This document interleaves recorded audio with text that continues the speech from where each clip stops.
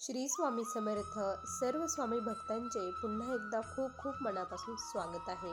स्वामी भक्तांनो, आज आपण पुणे जिल्ह्यातील रहिवासी असलेल्या ताईंचा खूप सुंदर असा अनुभव त्यांच्याच शब्दामध्ये बघणार आहोत. हा अनुभव जो कोणी ऐकत असेल त्याच्या खूप साऱ्या पापांचं आज नाश होणार आहे. कारण वर्णिता समर्थांचे गुण नाना दोष होती दहन, सांगता वाचता ऐकता वक्ता श्रोता दोघेही, हे मी स्वामींनी सांगितलेल्या त्यांच्या चरित्रातील ओवी म्हटली आहे. स्वामींचं गुणांचं आपण ऐकलं जरी स्वामींचे गुणगान, तरी असंख्य पाप नाहीसे होत असतात. त्यामुळे हा अनुभव अगदी शेवटपर्यंत प्रत्येक स्वामी भक्ताने आज बघावा. चला तर मग या सुंदर अशा अनुभवाला सुरुवात करूया.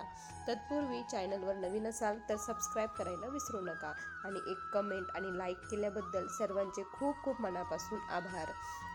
ताई म्हणतात, सर्वप्रथम सर्वांना श्री स्वामी समर्थ.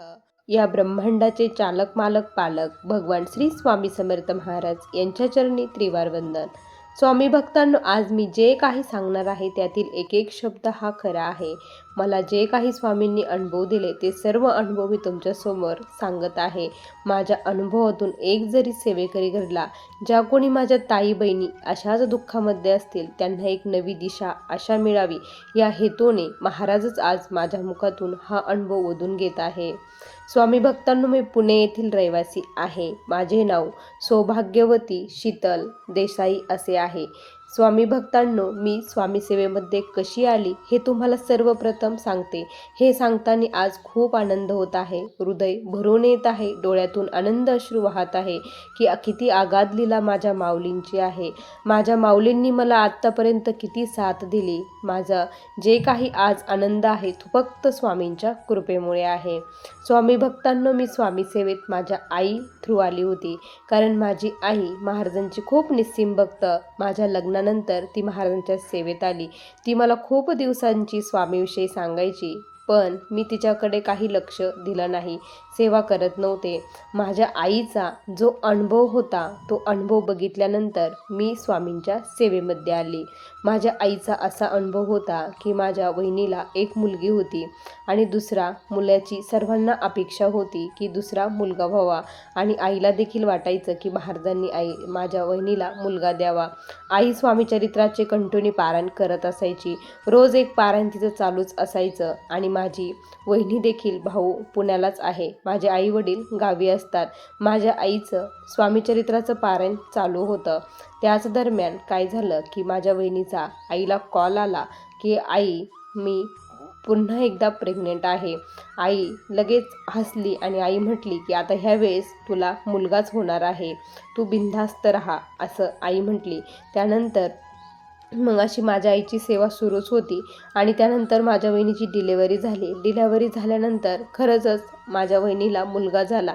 हे बघून आम्हाला देखील आश्चर्य वाटलं, कारण चेक वगैरे काहीच केलं नव्हतं.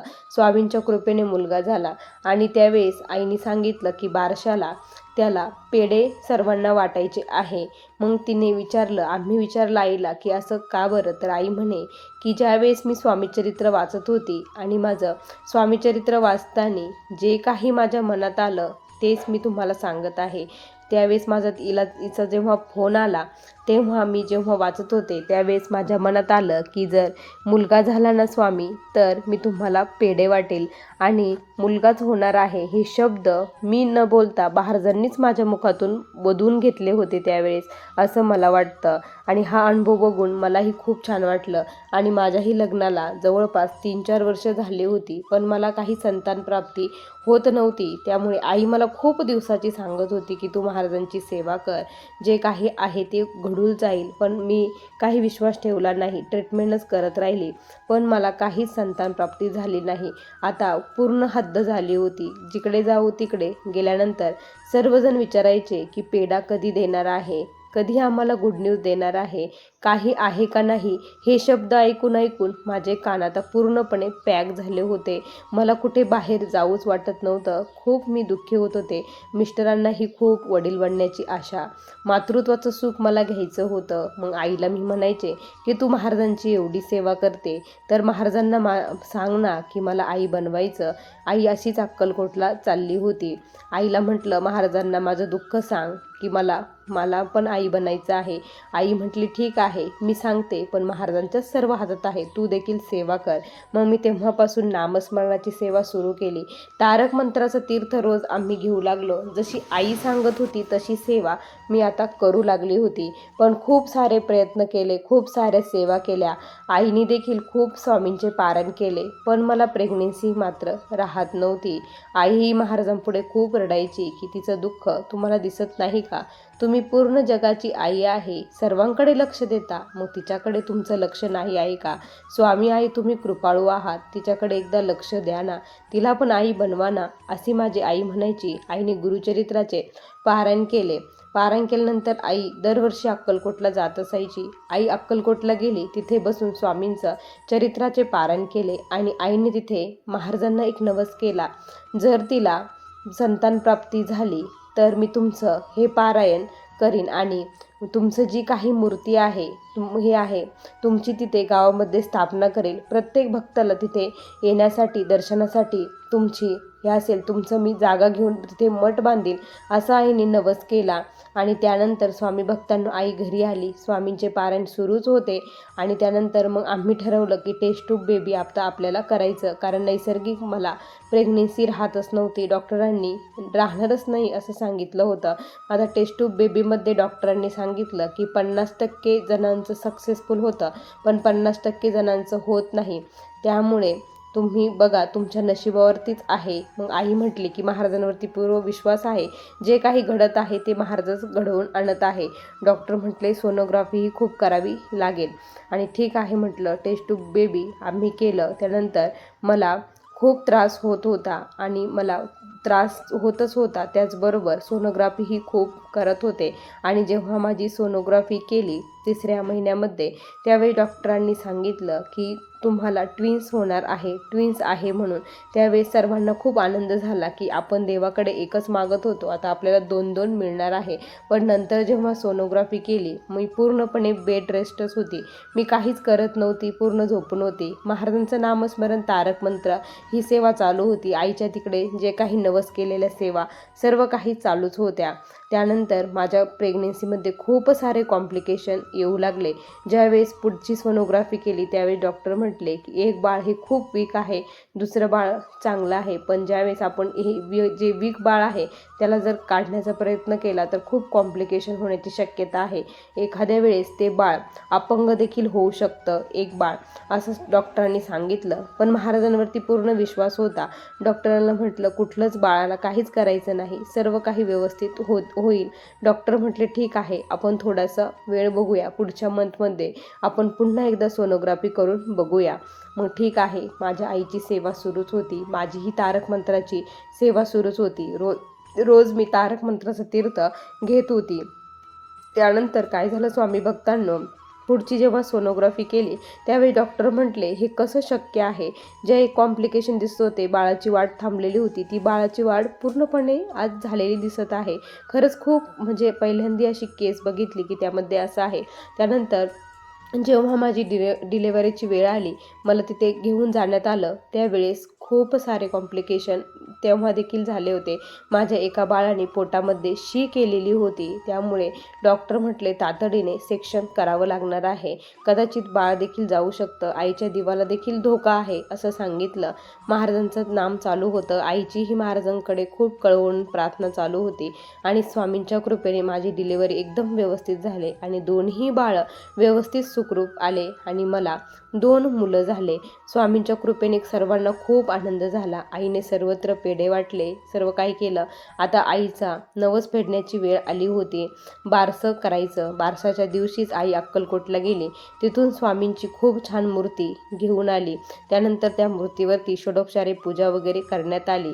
आणि जिथे काही गावामध्ये एक असं मंदिर होतं, त्या मंदिरामध्ये महाराजांची स्थापना करण्यात आली. तिथे महाराजांची स्थापना वगैरे झाली आणि आईने तिचा नवस जो केला होता स्वामींना तो पूर्ण केला. सर्व काही आनंदात व्यवस्थित सर्व काही चाललं होतं. खूप आनंदात मी होते. मला आई बनण्याचं सुख स्वामींमुळे प्राप्त झालेलं होतं. त्यानंतर मी आता खूप खुश होते, स्वामींच्या सेवेत होते. बाळ हळूहळू मोठे होत होते. माझा मोठा मुलगा माझे जे काही मुलं होते ते दोघीही मुलं खूप सोबत खेळायचे, व्यवस्थित राहायचे. माझं मुले हे 5 वर्षाचे झाले. स्कूलमध्ये त्यांना मी घातलं. जेव्हा स्कूलमध्ये घातलं 6व्या वर्षी माझ्या मुलाला मला डायरेक्ट स्कूलमधून एक कॉल आला की तुमच्या मुलाला घरी घेऊन जा. का बरं असा कॉल आला मला काहीच कळालं नाही. मी खूप घाबरली. तशीच मी धावत पळत स्कूलमध्ये गेले तर माझ्या मोठ्या मुलाने ही खूप उलटी स्कूलमध्ये केले होते. त्याला उलट्या होऊ लागल्या होत्या. मला वाटलं की त्याने काहीतरी खाल्लं असेल, कसे मातीचे वगैरे हात तोंडामध्ये घातले असेल, त्यामुळे इन्फेक्शन वगैरे झालं असेल असं आम्हाला वाटलं. आणि आम्ही मग त्याला घरी आणलं, औषध उपचार केले. डॉक्टरांकडे जे फॅमिली डॉक्टर होते त्यांच्याकडे आम्ही माझ्या मुलाला घेऊन गेलो. डॉक्टरांनी गोळ्या औषध दिले आणि आम्ही घरी आलो. घरी आल्यानंतर त्याला थोडंसं बरं वाटलं, पण रात्री पुन्हा त्याला त्रास सुरू झाला. त्याच्या उलट्याच थांबत नव्हत्या. रात्री 2 वाजल्यापासून त्याला प्रचंड उलट्या होऊ लागल्या. पोटामध्ये जेवढं पाणी होतं शरीरात तेवढं पाणी बाहेर पडलं. 5-5 मिनिटाला तो उलटी करू लागला. नंतर कोरडे आधडे त्याला येऊ लागले. आम्ही पहाटची वेळ होती. त्याच वेळेस माझे मिस्टर आम्ही सर्वजण खूप घाबरलो. त्याने डोळे देखील पांढरे केले. आम्ही हॉस्पिटलला त्याला घेऊन गेलो. डॉक्टरांनी सांगितलं की परिस्थिती ही खूप क्रिटिकल आहे, त्याच्या शरीरातलं पाणी संपलं, ताबडतोब त्याला ॲडमिट करावं लागेल असं डॉक्टर बोलले. त्यानंतर डॉक्टर असं बोलल्यानंतर आम्ही खूप घाबरलो. डॉक्टरांनी ॲडमिट करून घेतलं. सलाईन चालू झाले, ट्रीटमेंट सुरू झाली, पण त्याची बॉडी काही रिस्पॉन्स देत नव्हती. गोळ्या औषधाला रिस्पॉन्स देत नव्हती. तो पूर्ण शुद्धीवरच नव्हता. पूर्णपणे त्याचं शरीर हे सुन्न पडलेलं होतं. त्याला काय चालू आहे ते कळत नव्हतं. त्याच्या जे काही मानेची शिर आहे तिथून पाणी देखील काढण्यात आलं. इथपर्यंत त्याचं सर्व काही करण्यात आलं आणि त्याला जवळपास 8 दिवस झाले, पण तरी देखील त्याला व्यवस्थित त्याची प्रकृती होत नव्हती. महाराजांचं नामस्मरण चालूच होतं, तारक मंत्रही चालू होता, आईच्याही सेवा चालू होत्या, तरी देखील माझ्या बाळाला फरक पडत नव्हता. आणि ज्यावेळेस मी स्वामींना खूप कळवळून प्रार्थना केली की स्वामी आई बघा ना, तुम्हीच दिलेलं आहे, तर असं करू नका. एक लेकरू माझ्यापासून हिरावून घेऊ नका. मला 2ही बाळं पाहिजे आहे. हवं तर मला घेऊन जा असं मी स्वामींना बोलली. त्याच दिवशी काय झालं, जिथं हॉस्पिटल होतं त्याच्या समोरच एक जिथं हे आहे घर आहे तिथे महाराजांच्या पादुका येणार होत्या. हे मला माहीत नव्हतं आणि अचानकच दुपारच्या वेळेस महाराजांची म्हणजे 1ची वेळ असेल, 1 वाजता अचानकच टाळाचा आवाज येऊ लागला. त्यांनी महाराजांचं खूप भव्य असं स्वागत केलं होतं. सकाळपासूनच असं प्रसन्न वाटत होतं की काहीतरी आहे म्हणून. खूप साऱ्या रांगोळ्या वगैरे रस्त्यावरती काढल्या गेलेल्या होत्या आणि मग त्यांनी महाराजांचं स्वागत केलं. महाराजांचे गाणे लावले. अक्कलकोट स्वामींची पालखी निघाली ते गाणं माझ्या कानावरती पडलं आणि मी खिडकीतून डोकावलं तर मला महाराजांच्या पादुका येताना दिसल्या. मला खूप आनंद झाला. माझ्या मुलाला सलाईन चालू होते.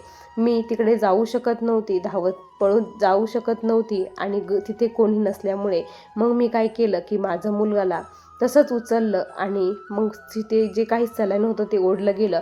सिस्टर मला खूप रागवल्या की तुम्हाला काही कळतं की नाही, सुई त्यात घुसली असते, तुम्ही असं का बरं ओढता आहात त्याला. तर मग मी त्यांना म्हटलं 5 मिनिट माझी मदत करा. मग त्या सिस्टरनी सलाईन त्यांच्या हातामध्ये धरलं. मी माझ्या मुलाला उचललं आणि खिडकीमध्ये नेलं आणि तिथे डोकं टेकवलं आणि स्वामींना कळवून प्रार्थना केली की स्वामी आई तुम्ही प्रत्यक्षात आज इथे आले आहात. तुमच्या पादुका म्हणजे दुसरं तिसरं कोणी नसून तर ते तुम्हीच आहात. माझ्या बाळाचा नमस्कार स्वीकार करा आणि त्याला उदंड आयुष्याचा आशीर्वाद द्या. त्याचं आयुष्य आज वाचवा तुम्ही, त्याला जीवदान द्या असं स्वामींना कळवळून प्रार्थना केली की स्वामी जर माझं बाळ आज इथे वाचलं तर मी तुम्हाला 1.25 किलो पेढे वाटेल असं स्वामींना सांगितलं. अक्कलकोटला मी ताबडतोब येईल आणि त्यानंतर 2 दिवसामध्ये माझा मुलगा जे काही ट्रीटमेंट सुरू होती त्याला छान असा रिस्पॉन्स देऊ लागला. त्याची प्रकृती हळूहळू सुधारू लागली. तो अगोदर काहीच खात पित नव्हता, आता तो खाणं पिणं करायला लागला होता. त्यानंतर मग माझ्या मुलाला 8 दिवसानंतर डिस्चार्ज मिळाला. त्याची प्रकृती ही खूप वीक झाला होता, कारण ते खूप सारं मुलाची तब्येत खूप छान होती, पण ह्या आजारामुळे तो खूप वीक झाला. त्याच्यामध्ये खूप वीकनेस आला होता. आम्ही त्याला घरी आणलं, त्याची खूप काळजी घेऊ लागलो आणि मी जो नवस केला होता तो नवस मी पूर्णपणे विसरून गेली होती की आता 1 वर्ष पलटून गेलं. नवस केला पण मी ते विसरली आणि फेडलाही नाही. त्यानंतर स्वामींनी मला स्वप्नामध्ये दृष्टी दृष्टांत दिला.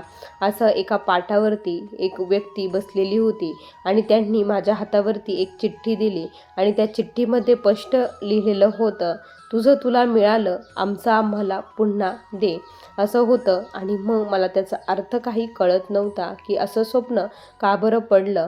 मी माझ्या आईला कॉल केला की आई, रात्री मला असं स्वप्न पडलं, एक व्यक्ती होती आणि ते मला माहीत आहे की स्वामींचंच ते मंदिर होतं, कारण तिथे खूप प्रसन्न वातावरण होतं.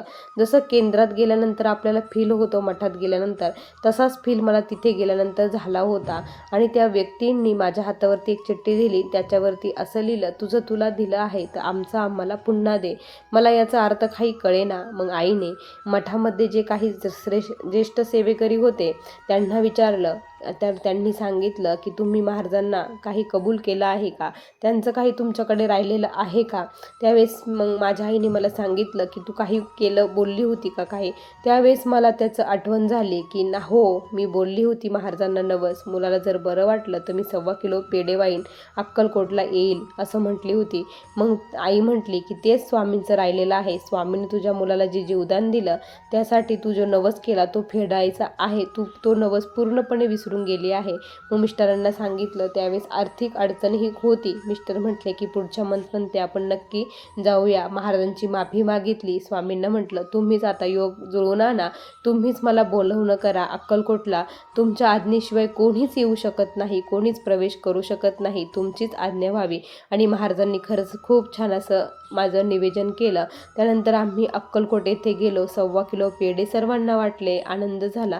महाराजांचं दर्शन घेतलं, मुलालाही नेलं होतं. मुलांना महाराजांच्या चरणी डोकं ठेवून दर्शन घेऊन आलं. स्वामी अशीच कृपा आमच्यावरती राहू द्या, प्रत्येकावरती राहू द्या. जे कोणी दुःखात असेल त्यांना दुःखातून लवकर बाहेर काढा. जी वेळ माझ्यावरती आली होती अशी वेळ कोणावरतीच येऊ देऊ नका, अशी स्वामींना विनंती केली. त्यानंतर महाराजांचं दर्शन वगैरे घेऊन आम्ही पुन्हा घरी आलो. आणि घरी आल्यानंतर स्वामींनी प्रत्यक्षात असं दर्शन दिलं, कारण आमच्या घरी कोणीच नव्हतं. घर पूर्णपणे बंद होतं, खिडक्या लावलेल्या होत्या, दरवाजे बंद होते. ज्या क्षणी आम्ही घरामध्ये प्रवेश केला त्या क्षणी प्रत्येकजण म्हणत होता की घरामध्ये किती छान वास येत आहे. पूर्ण चंदनाचा सुवास आमच्या घरामध्ये दरवळलेला होता. पूर्ण चंदन घरामध्ये, असं जिथे जाऊन तिथे इतका सुगंध वास येत होता, इतकं छान वाटत होतं घरामध्ये प्रसन्न. एक घर बंद असल्यानंतर त्याची कसं त्याच्यामध्ये हे येतं, पण आमचं घर एकदम प्रसन्न, जणू काय आम्ही देवळातच आहोत असं भास होत होता. आणि महाराजांनी आमचं दर्शन स्वीकारलं. अक्कलकोटचं दर्शन आमचं पार पडलं आणि स्वामींनी असं दर्शन दिलं, प्रत्यक्षात स्वामी देखील आपल्यासोबत आले, हे फील आम्हाला झालं. आणि अशीच कृपा महाराजांची आमच्यावरती आहे. आणखीही खूप सारे छोटे मोठे स्वामींनी अनुभव दिले, पण हे खूप मोठे अनुभव तुमच्यासोबत शेअर करायचे होते म्हणून हे अनुभव शेअर केले. असा मला आलेला हा स्वामींचे दिव्य अनुभव होते. श्री स्वामी समर्थ. बघा स्वामी भक्तांनो, किती सुंदर अनुभव आहे या ताईंचे. तुम्हाला हे अनुभव कसे वाटले नक्की कमेंटमध्ये कळवा. पुन्हा भेटूया अशाच सुंदर अनुभवासोबत. तोपर्यंत सर्वांना श्री स्वामी समर्थ. जय जय स्वामी समर्थ. श्री गुरुदेव दत्त.